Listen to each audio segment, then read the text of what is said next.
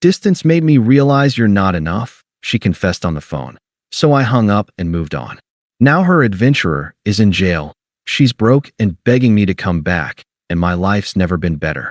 Hey viewers, before we move on to the video, please make sure to subscribe to the channel and hit the like button if you want to see more stories like this. Thanks.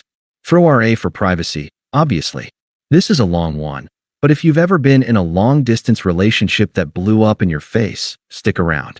It's got betrayal, quiet revenge through living well, and some seriously poetic karma. Happened over the last couple of years, and looking back, it's almost funny how blind I was. But man, the turnaround feels good. I'll break it down chronologically because it's easier that way. The beginning. How we got here. I met Sarah online about 3 years ago. We were both in our early 30s, she in a bustling town a few states away, working in marketing, and me in my coastal city with a steady tech job. It started casual, chatting about shared interests like hiking and indie films, but it quickly turned serious. Within months, we were exclusive, and I was all in. Long distance isn't easy, but I made it work because I believed in us. I was the loyal type, the guy who shows up. Every other weekend, I'd hop in my car for that 8-hour drive just to spend 48 hours with her. Flights when I could afford them, surprise deliveries of her favorite coffee beans or books she'd mentioned wanting. I even passed up a promotion at work once because it would have meant relocating farther away, didn't want to add more strain. Flashback to one of those visits.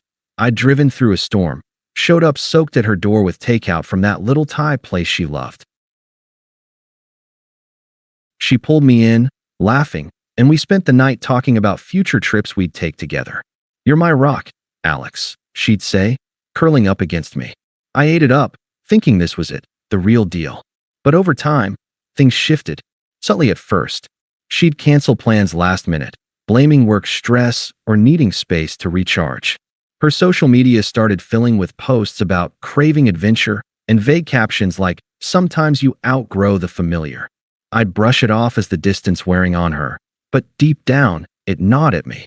Why was I always the one initiating? Why did our calls feel like I was pulling teeth for details about her day? Then came the red flags. About 6 months ago, she started mentioning this guy Jake, a friend from her hiking group. "He's such a free spirit," she'd gush. "Always planning these spontaneous trips."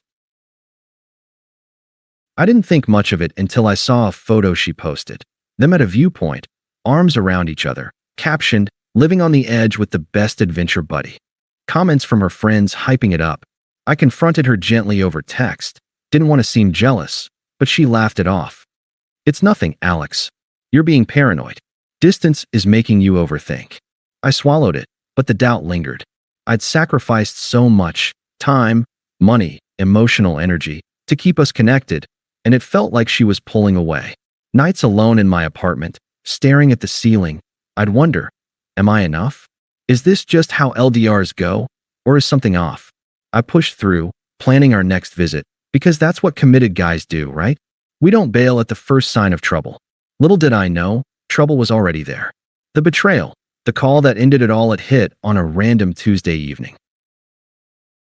I was wrapping up work, excited because I'd booked tickets for her to visit me that weekend. My phone rang. "Sarah." I picked up with a smile, but her tone was off. Detached, almost rehearsed. "Hey, Alex," she started, no warmth. "We need to talk." My stomach dropped. "What's up? Everything okay?" There was a pause, like she was steeling herself. "Look, I've been thinking a lot lately. The distance, it's made me realize some things. You're great, really. Stable, reliable. But you're not enough for me anymore." I sat there, stunned, gripping the phone. "What do you mean, not enough?" She sighed, like I was being difficult. "Come on, Alex. Our life together? It's predictable. Weekend visits, the same routines. I need more excitement, more spontaneity. Jake, he's shown me that. We clicked on one of those hikes, and it's turned into something real. He makes me feel alive, not like I'm just going through the motions. With you, it feels like an obligation sometimes. Like, I appreciate what we've had, but I've outgrown it. Distance made me realize you're not enough to bridge that gap." Her words landed like punches. Obligation? Outgrown. I'd driven through blizzards for her, sent money when she was short on rent so she could pursue her passions. And now this Jake guy, The adventurer was the upgrade? So you're cheating on me with him? I asked, voice steady even though my chest tightened. It's not cheating if I'm ending it now, she snapped back, defensive. We've been emotional for a while. Yeah, but physically? It just happened recently. Don't make this dramatic. I'm being honest here. You deserve someone who matches your energy. The safe, homebody vibe. Jake and I, we're planning trips, real adventures. He's got this energy that pulls you in. You wouldn't get it. You're too content with the everyday. I could hear the smugness in her voice, like she'd rehearsed this speech. Twisted logic, blaming the distance instead of her choices, justifying betrayal as growth. Part of me wanted to yell, to demand details, to beg her to reconsider. But something clicked. All those sacrifices flashing back, the missed opportunities at work, the lonely nights reassuring myself it was worth it. For what?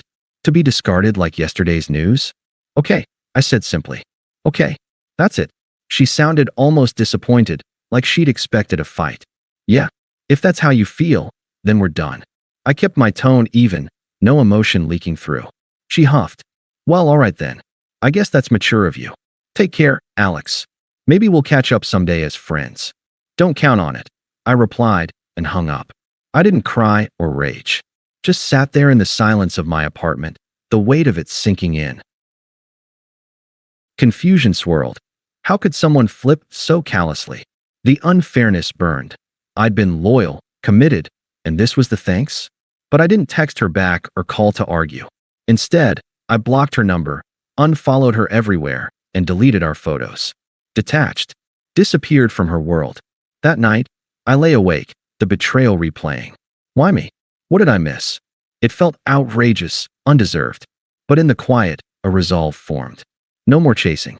Time to rebuild for myself. Little did I know, her adventure was about to crash hard. Post-breakup, the silence and the rebuild the days after that call were a blur of quiet hurt. I didn't drown my sorrows in a bar or spam friends with rants.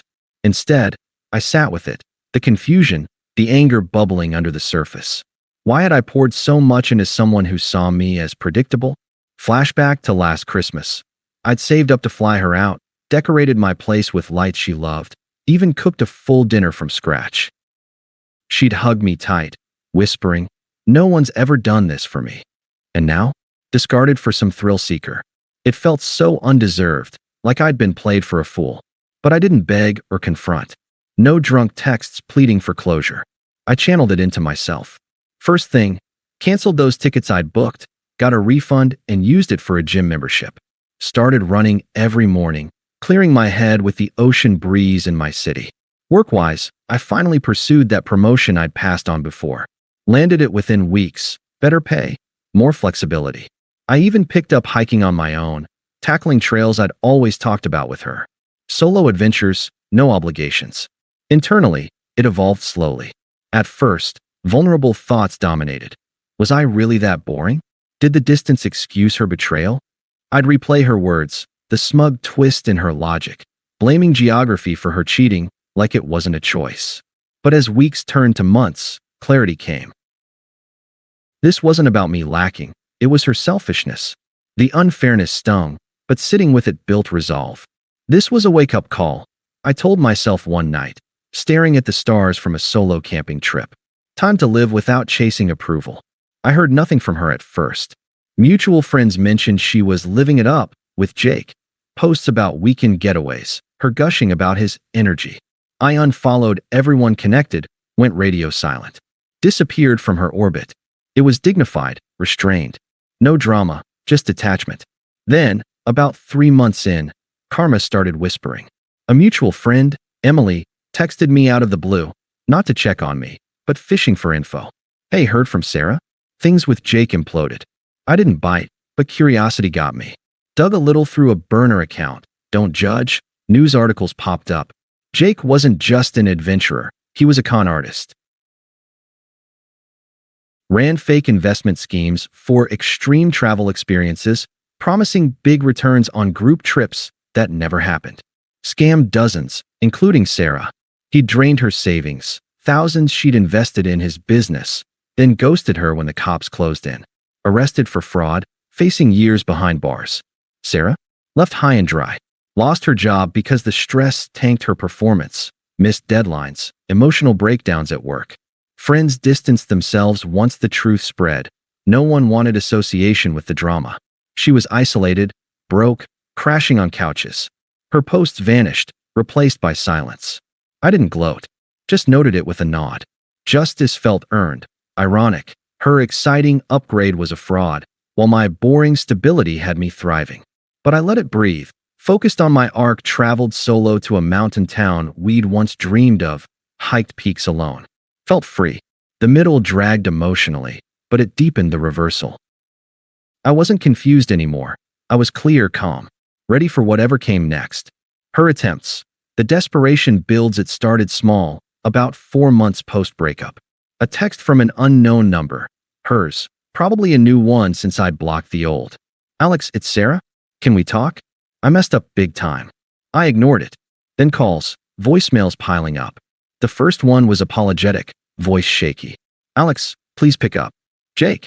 He wasn't who I thought. Turned out to be a liar, scamming everyone. "I'm in a bad spot now. Lost everything. I see now how good you were to me. Stable, kind. I was stupid to throw it away. Call me back." No sympathy from me. Deleted it. But she escalated. More texts. "I know I hurt you, but give me a chance to explain. We had something real." Then, involving others, toxic as hell. Her mom called next, number I hadn't blocked. Voice sharp, unpleasant. "Alex, this is Sarah's mother. How dare you ignore her? After all she put up with in that long-distance nonsense? You owe her support. She's family to you still. Pick up the damn phone and be a man about it." I hung up mid-sentence, blocked her too. Emily, the mutual friend, texted manipulatively. "Dude, Sarah's wrecked. Jake used her, left her broke. She's saying you were the one. Just hear her out? For old times." Ignored. But Sarah didn't stop. Showed up at my work one afternoon. Unannounced, waiting in the lobby like a ghost from the past. Reception buzzed me. I could have sent her away, but curiosity won. Met her in a conference room, door open for witnesses. She looked rough, disheveled hair, red eyes. "Alex, thank God. I drove all night to get here. What do you want, Sarah?" I asked, tone flat, arms crossed. She teared up. "I'm sorry. So sorry. Jake was a mistake. He charmed me, promised the world, but it was all lies. He took my money, everything I'd saved. I'm crashing with friends, can't pay rent. Work fired me because I couldn't focus. I realize now, you were the real thing. Stable, reliable. I need you. We can start over, right? I'll move here, make it work." Her words dripped hypocrisy, echoing what she'd mocked before. Now stability was a virtue? "This isn't my problem," I said calmly. "You chose this." "But I didn't know," she pleaded, voice rising. Distance blinded me. "Please, Alex. Help me out, just until I get back on my feet. For us." "No," I replied, firm. "We're done. You made that clear." She shifted, desperate to angry. "You're being cruel. After everything? I thought you cared." "I did." Past tense. I stood, ending it. "Leave, or I'll have security escort you." She stormed out, muttering curses. That night, angry voicemails flooded in, her true colors blazing. "You heartless bastard. Ignoring me like I'm nothing? You'll regret this, Alex. I gave you the best years, and now you're too good? Fine, rot alone in your boring life. But when you realize no one else wants your safe crap, don't come crawling back." Deleted them all. Her attempts grew frantic. Emails from new addresses. Even a letter to my apartment begging for one last talk. Friends and family kept pushing, unpleasant and entitled, like I owed her redemption. But it just confirmed I'd dodged a bullet. Her hypocrisy shone, desperate for what she'd dismissed. Power reversed. She unraveled while I stayed composed. The final encounter. Closure on my terms 6 months after the breakup. I was in a coffee shop near my office. Routine stop for a midday brew. Life was good.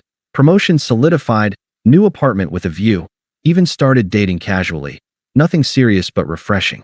I'd traveled solo to that mountain spot, plus a beach getaway. Places we'd planned, now mine alone. Felt evolved, free from the confusion. In walked Sarah. Spotted me immediately, beelined over. Looked even worse. Gaunt, forced smile. Coincidence? Maybe, or she'd stalked my routine. Either way, A mutual acquaintance from our old circle was at a nearby table. Emily, actually, nursing a latte. Perfect twist. She'd witness it all. Alex, Sarah said, sliding into the seat uninvited. Fancy meeting you here. Can we talk? For real this time. I sipped my coffee detached. What more is there? She leaned in, eyes pleading. I've hit rock bottom. Jake's in jail, fraud charges stick. I'm drowning in debt. No job. Friends ghosted me after the truth came out.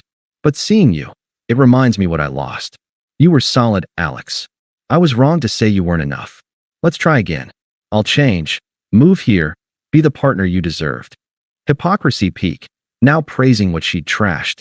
Emily glanced over, eavesdropping. I set my cup down, calm and firm. Sarah, your betrayal taught me something valuable. My worth isn't tied to fixing someone else's messes. I built a life without obligations like the ones you ran from. Traveled those places we talked about, solo, on my terms. Thriving at work, at peace. You're just a lesson now, one I've moved past completely. Her face crumpled. But I need you. Don't you care at all? I don't, I said simply. You're irrelevant to my happiness. I've moved on, emotionally, fully. This conversation changes nothing. She flushed, anger flaring. You're different. Cold. What happened to the guy who drove hours for me? He learned, I replied philosophically. From you. But that's the past. Goodbye, Sarah. I stood, nodded to Emily, who looked stunned, mouthing, good for you, and walked out. Blocked her final frantic texts that night. If you're reading this in a similar spot, trust me, sit with the hurt, detach with dignity, and let karma do its thing. I'm not thinking about her anymore. Life's too good for that. Thanks for watching. Make sure to subscribe to the channel and hit the like button. What do you think about this story? Share it in the comments.